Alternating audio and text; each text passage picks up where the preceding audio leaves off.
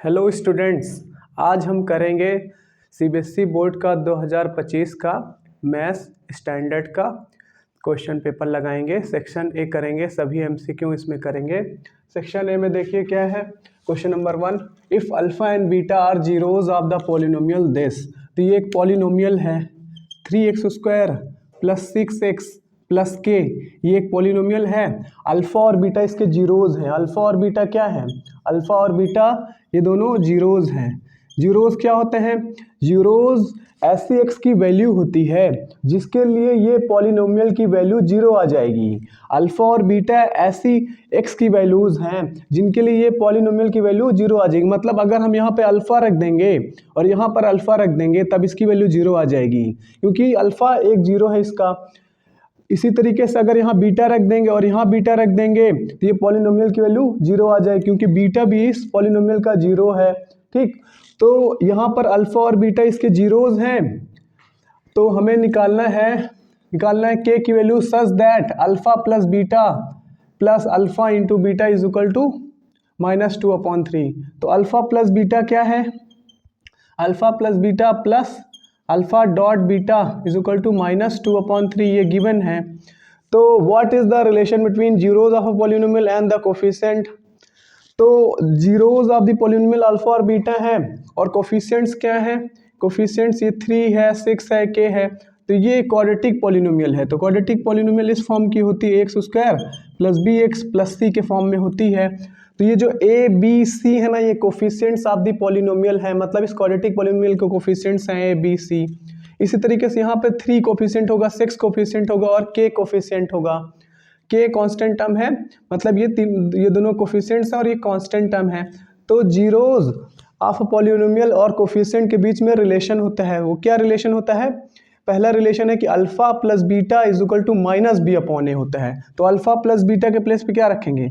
-b/a रखेंगे, plus alpha into beta क्या होता है? c/a होता है। तो याद कर लीजिए, अल्फा प्लस बीटा -b/a होता है, अल्फा इंटू बीटा c/a होता है, और इक्वल के प्लेस पे इक्वल -2/3, ये हो गया।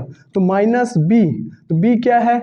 ये 6 है b, तो -6/a क्या है? a 3 है, प्लस c क्या है? c k है, a क्या है? a 3 है, ये इज इक्वल टू -2/3, ये हो गया। अब देखिए इन दोनों का एलसीएम लेंगे ना डिनोमिनेटर का, तो यहाँ पर एलसीएम जो है 3 ही आएगा। तो डिनोमिनेटर सेम है, तो -6 + k/3 इज इक्वल टू -2/3। अब देखिए ये 3 जो है ना, ये 3 उधर मल्टीप्लाई में जाएगा, यहाँ पर 3 आ जाएगा ना, ये 3 कट जाएगा। तो डायरेक्ट काट दें क्या ऐसे? ये देखिए -6 + k इज इक्वल टू -2 हो गया। तो k इज इक्वल टू -2, ये -6 उधर चला जाएगा, +6 हो जाएगा। तो k की वैल्यू क्या हो जाएगी? माइनस प्लस माइनस, तो 6 में से 2 गया 4, तो k की वैल्यू 4 आ जाएगी। और कोई ऑप्शन है? ये ऑप्शन हो गया।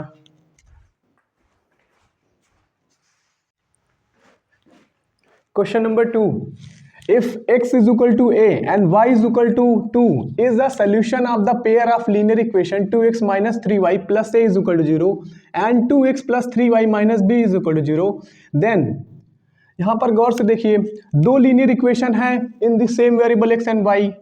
तो यहाँ पर देखिए पहली लीनियर इक्वेशन क्या है? 2x minus 3y plus a is equal to 0, ये पहली लीनियर इक्वेशन है।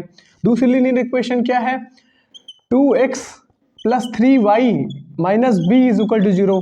ये दो linear equation in the same two variable x and y हैं। तो यहाँ पर x इज इक्वल टू 1 और y इज इक्वल टू 2, इसका सोल्यूशन है। ठीक, x is equal to 1, y is equal to 2, इसका सोल्यूशन है, और x इज इक्वल टू 1 और y इज इक्वल टू 2, इसका भी सोल्यूशन है। मतलब ये एक सोल्यूशन, ये पूरा मिला करके एक सोल्यूशन माना जाएगा।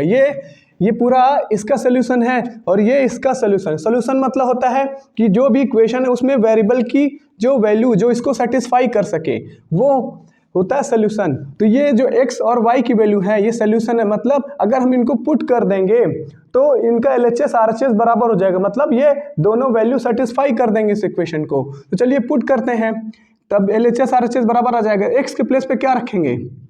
x के प्लेस पे रखेंगे 1, -3 के प्लेस पे 3, y के प्लेस पे 2, प्लस के प्लेस पे प्लस, ए के प्लेस पे ए, इक्वल के प्लेस पे इक्वल, जीरो के प्लेस पे जीरो। तो यहाँ पे मल्टीप्लाई होता है, यहाँ मल्टीप्लाई होता है, 2 1 जा 2 हो जाएगा, माइनस 2 3 जा 6 हो जाएगा, plus a is equal to 0।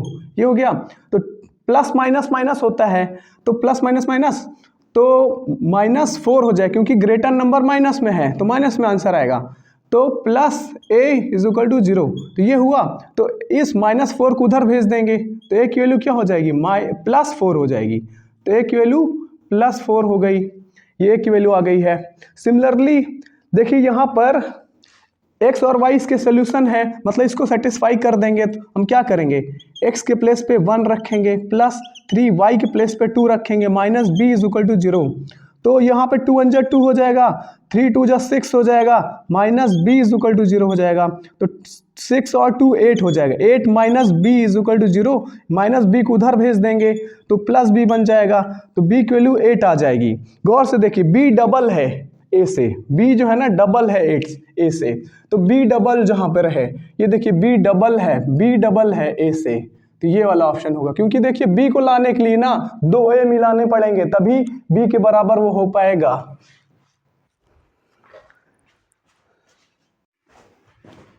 Question number 3, the mid point of the line segment joining the points p and q lies on. तो यहाँ पर 2 पॉइंट हैं, एक ये पॉइंट ले लेते हैं p -4,5 है, एक और पॉइंट है, एक है q, ये q है 4,6। 2 पॉइंट है, इन दोनों पॉइंट को ज्वाइन कर देंगे तो एक लाइन सेगमेंट बन जाएगा। इसके मिड पॉइंट, जो इसका जो मिड पॉइंट होगा ना, वो कौन सी एक्सिस में लाई करेगा, एक्स एक्सिस में लाई करेगा कि वाई एक्सिस में लाई करेगा, ओरिजिन में कि दोनों एक्सिस में नहीं लाई करेगा। तो ये जो मिड पॉइंट है ना, इसके कोऑर्डिनेट्स निकाल लेते हैं तो पता चल ही जाएगा कि कौन से एक्सिस में है। तो मिड पॉइंट के कोऑर्डिनेट्स निकालने हैं तो इसके कोऑर्डिनेट्स को x और y मान लेंगे, और ये जो एंड पॉइंट्स के कोऑर्डिनेट्स हैं इसको x1 y1, इसको x2 y2 मान लेंगे। तो ये जो x कोऑर्डिनेट है मिड पॉइंट का, उसका x कोऑर्डिनेट का निकालने का फॉर्मूला होता है, याद कर लीजिएगा इसको, x1 प्लस x2 अपॉन 2 ये होता है। और y कोऑर्डिनेट निकालने का फॉर्मूला क्या होता है, y1 प्लस y2 अपॉन 2। तो y कोऑर्डिनेट ऐसे निकलेगा, x कोऑर्डिनेट ऐसे निकलेगा। तो x is equal to x1 क्या है, x1 -4 है, प्लस x2 क्या है, x2 ये 4 है, अपॉन 2। तो x की वैल्यू क्या आ गई, माइनस प्लस माइनस तो 0 हो जाएगा, 0 अपॉन 2, तो x की वैल्यू 0 हो जाएगी। Similarly y is equal to y1 क्या है, y1 5 है, प्लस y2 क्या है, y2 6 है, अपॉन 2। तो y कोऑर्डिनेट हो जाएगा 6 5 और 11 अपॉन 2। तो ये जो y की वैल्यू आ गई और ये x की वैल्यू आ गई। तो यहाँ पर ये जो मिड पॉइंट है उसके कोऑर्डिनेट्स हो जाएंगे 0,11 अपॉन 2, ये उसके कोऑर्डिनेट्स हो जाएंगे p के। तो ये p के कोऑर्डिनेट्स हो चुके हैं। तो यहाँ पर ऑब्जर्वेशन करिए, यहाँ पर इस p का x कोऑर्डिनेट 0 है, x कोऑर्डिनेट 0 है ना, मतलब ये y एक्सिस पर लाई करेगा। क्योंकि हमने पढ़ रखा है कि अगर कोई भी पॉइंट का x कोऑर्डिनेट 0 है तो इसका मतलब कि वो हमेशा y एक्सिस पर लाई करेगा। अगर कोई पॉइंट का x कोऑर्डिनेट 0 होता है मतलब वो y एक्सिस पे लाई करता है। तो इस पॉइंट का x कोऑर्डिनेट 0 है, इस वजह से y एक्सिस पे लाई करेगा।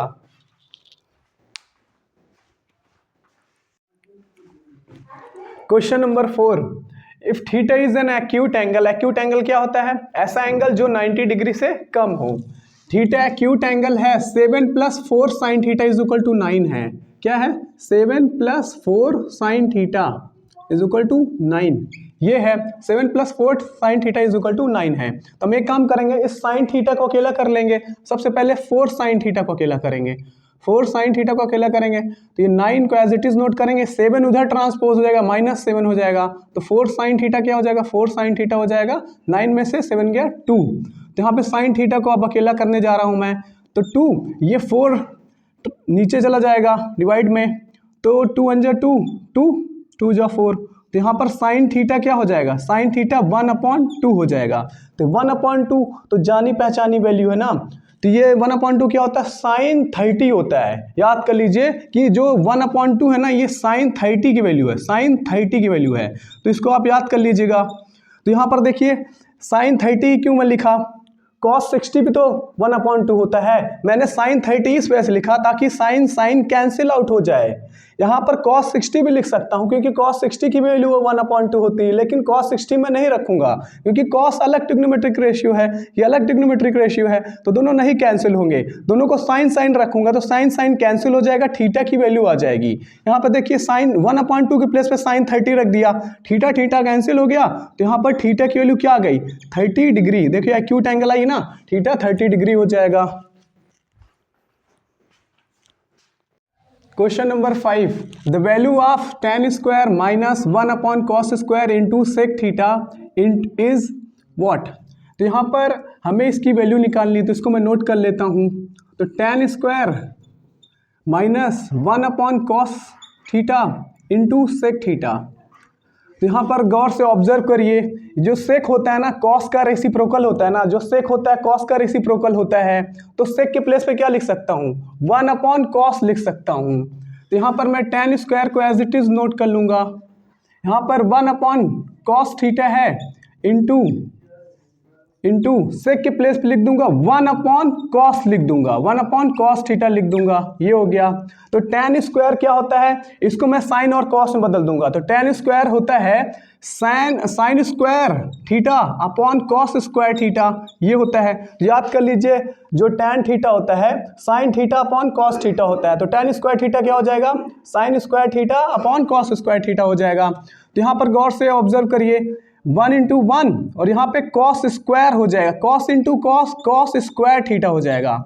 तो यहाँ पर देखिए डिनोमिनेटर सेम है ना, डिनोमिनेटर सेम है तो न्यूमरेटर को ऐसे ही नोट कर लेंगे, sign square theta minus 1 upon cos square theta, ये हो जाएगा। तो यहाँ पर ये गौर से देखिए फर्स्ट आइडेंटिटी क्या है, फर्स्ट आइडेंटिटी आपको याद है, फर्स्ट आइडेंटिटी होती है sine square theta plus cos square theta is equal to 1।